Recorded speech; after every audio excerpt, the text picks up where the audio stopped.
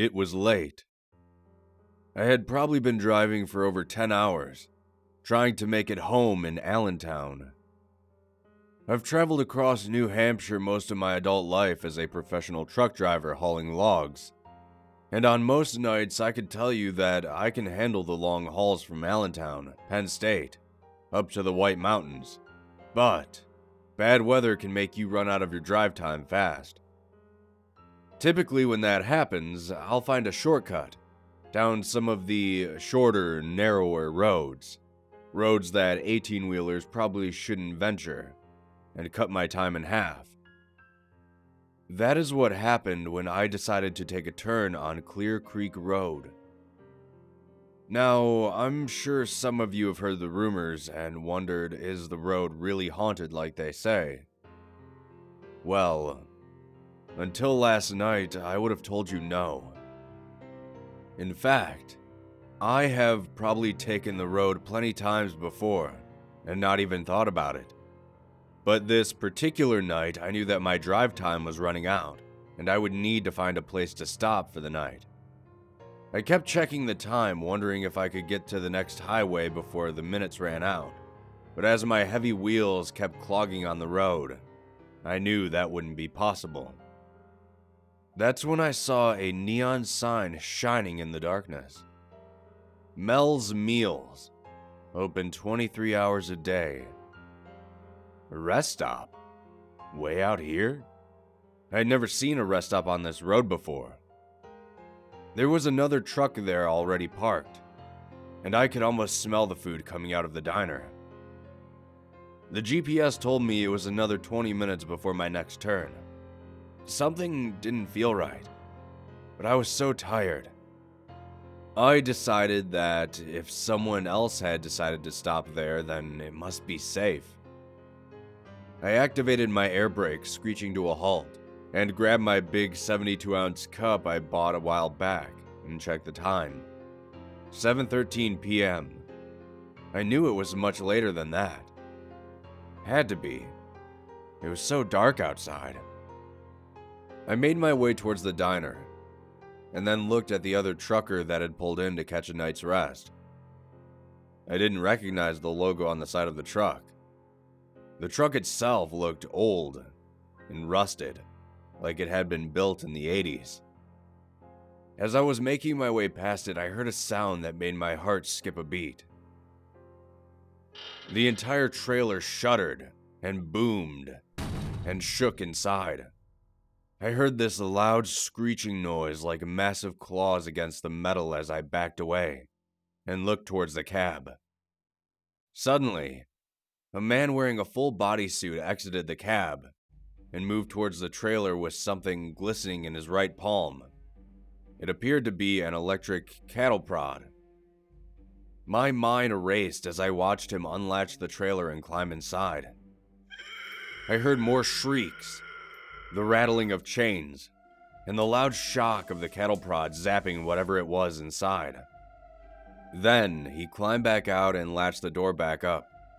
He didn't seem to notice me at all, and placed the electric weapon back in his cab before climbing in and shutting the door himself.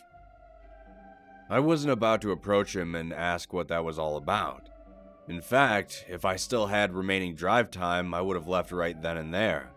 But our trucks are monitored by the company I work for, and any sort of violation like that would put me out of work without question. So I mustered up some courage and walked inside the diner. As I expected, it was almost entirely empty save for one waitress and a cook, whom I caught a glimpse of in the small window to the rear.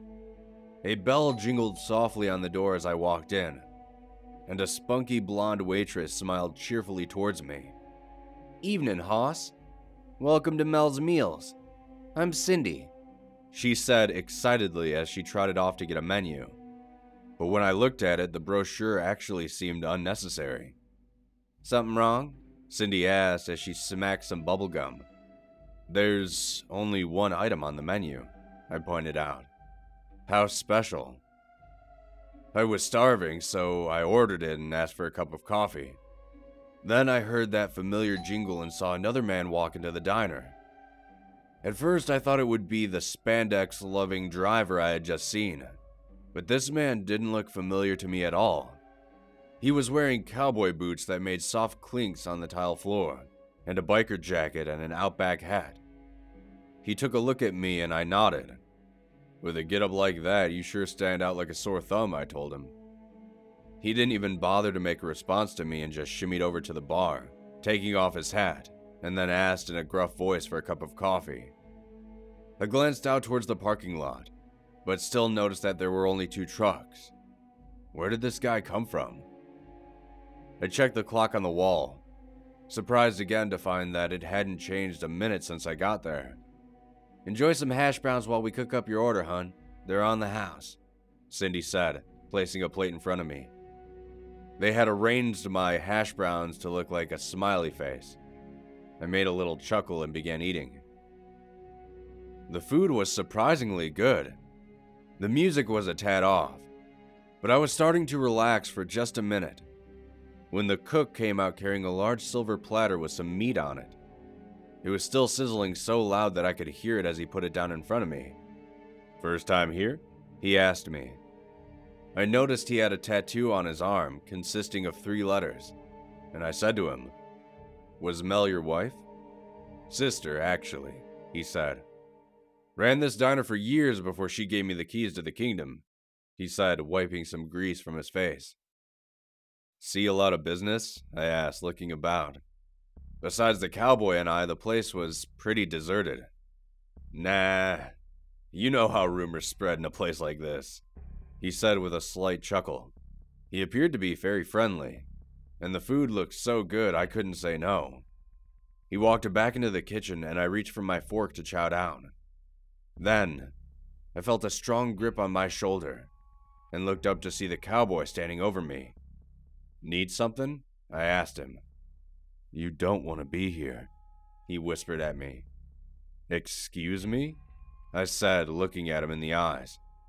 "Put your silverware down, pick up your keys, and leave this place," he said.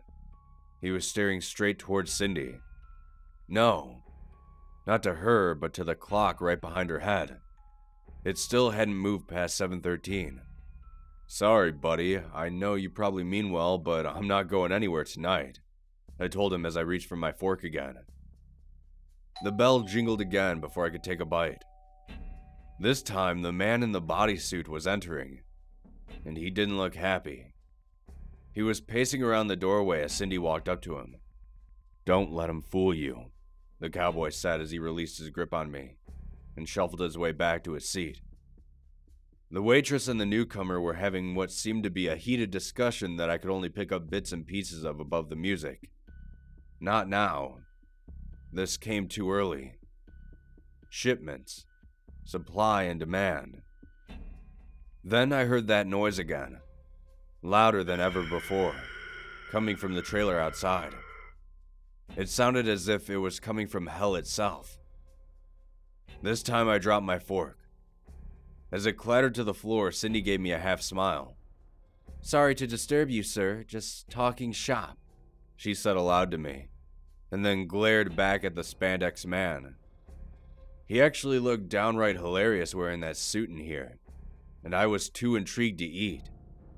He walked back towards his truck, and I watched out of the corner of my eye as several workers seemed to emerge from the darkness behind the diner to his trailer door.